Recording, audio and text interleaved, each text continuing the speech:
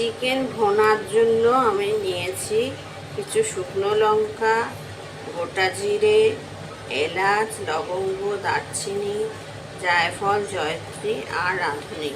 আর গোটা ধনে হলে ভালো, আমি গুঁড়ো ধনে দেব। সব মশলাগুলোকে আমি শুকনো খোলায় ঢেলে নেব।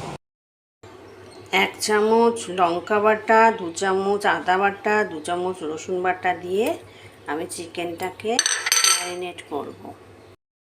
একটু হোয়াইট ভিনিগার দিয়ে দেব।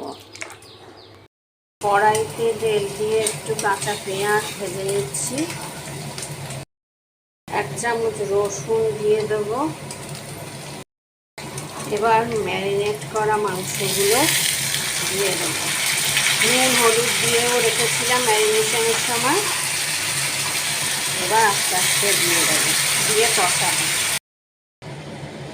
চিকেন ভুনা মশলাটা গুঁড়ো করে রেখেছিলাম, এবার দিয়ে দেবো। চিকেন ভুনাটা আমাদের হয়ে গেছে, এবার সার্ভ করব। এই যে আমার দারুণ স্বাদের চিকেন ভুনা।